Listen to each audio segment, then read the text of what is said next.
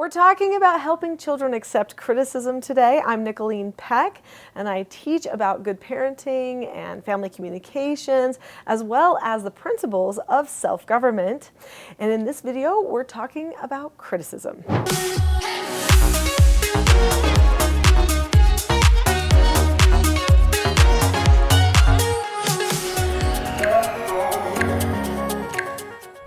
In this video, we're going to talk about what happens when children can't accept criticism and the importance of the right kind of criticism, as well as a helpful skill that you can use to teach your children how to better accept criticism from you.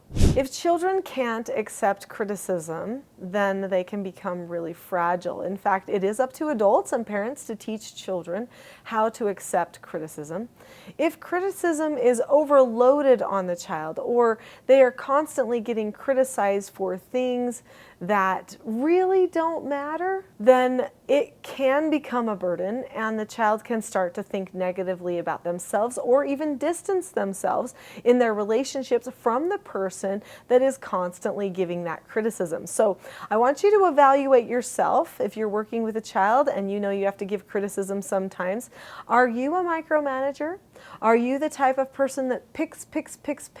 Or does it seem like the criticism is, a little bit more spaced out, but even so, the child cannot take the criticism.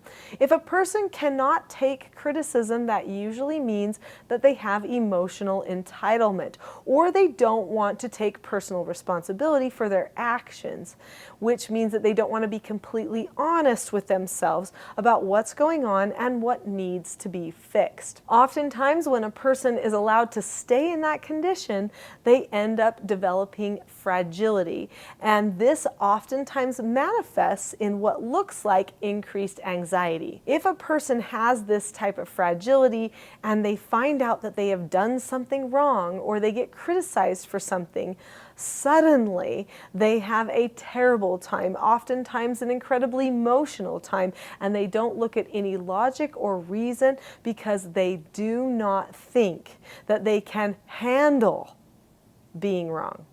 They've never had to handle it before. So it is important to have an environment where a person learns to accept criticism, but while we're doing that, let's be very careful that we don't overdo it. So there are two kinds of criticism. There is positive criticism and negative criticism. Both of them can be productive. There is non-productive criticism, which usually looks like just tearing someone down for no good reason or micromanaging just to be in control of another person.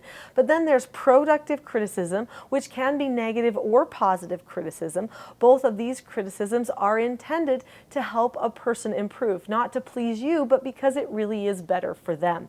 So when you tell someone in the day something like, "Hey, that outfit looks really great," or "I noticed that you took so much time doing the dishes. You even cleaned the sink afterwards. Well done." That is praise, but it's also positive criticism.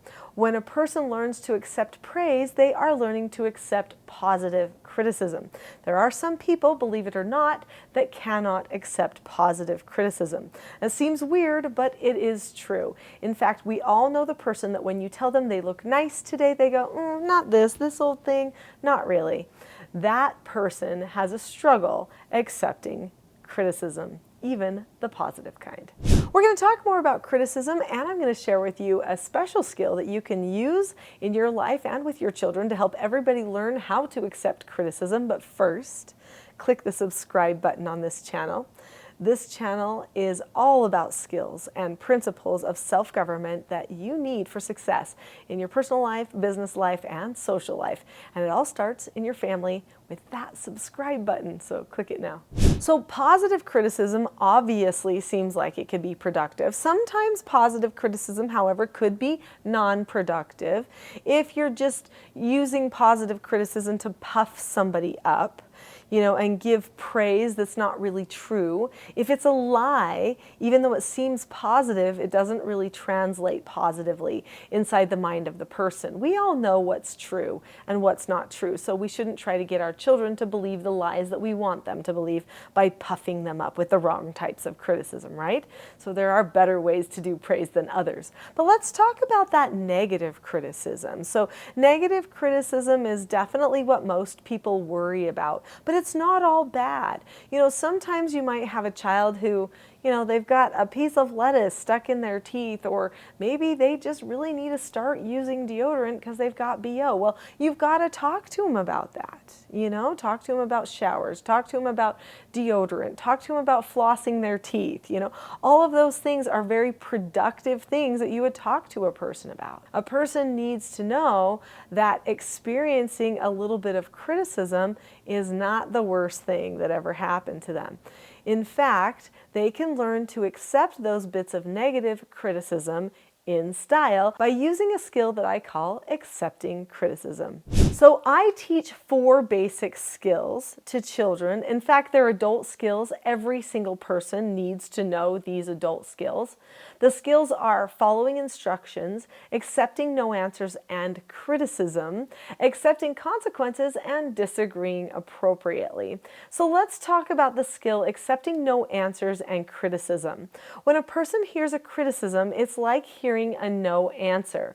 They actually feel like somebody is saying to them, no, that's not good enough. It needs to change. But that's only if it's a negative criticism. Positive criticism feels a little bit differently. Positive criticism feels like, wow, that was great. That's a yes answer. Do it again. But if the person has already told themselves no about that particular criticism, they say, no, I don't look good today, or maybe the no is, I don't want attention, or something like that, and then you give the attention, then to them, even a positive criticism can feel like a no answer. So how do you accept a no answer and accept criticism? This book right here, Porter Earns a Quarter, is one of a set of 4. In my 4 children's books, they all teach one of the 4 basic skills of self-government. This one teaches accepting no answers and accepting criticism. It's the same skill set for that skill. So when a person accepts no answers or criticism, they do these 4 things. They look at the person or the situation. They keep a calm face, voice, and body. Then they say, okay, or disagree appropriately. And then they drop the subject. That means they don't think about it anymore. They don't talk about it anymore. They choose to move on. That is accepting criticism and accepting a no answer. So what does that look like if you're getting a criticism that you don't want? If somebody gave you a criticism that you don't want, something such as, that's not where that goes, it goes over here. Then you look at the person that said that, or the situation with that book or that item that you misplaced, and then you say, am I calm? Yeah, I can stay calm, calm face, voice, and body. Then I say, oh, okay, thanks for letting me know.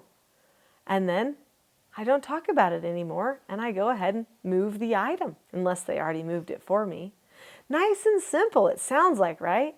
But people struggle all the time with criticism. There are some people that just do not want to ever hear anything wrong with themselves. And I'm talking adults. So what can we do to prepare our children so that they don't become those types of adults? Well, we can correct them on a regular basis. Teaching your children how to accept corrections is a vital part of teaching them to have resilience even when they know they've done something wrong. This book right here, Parenting a House United, teaches parents how to do good, calm, self-governed corrections so that you don't have to have fights with your children, but instead you can feel connected to them when you correct them, and they can learn that corrections are safe.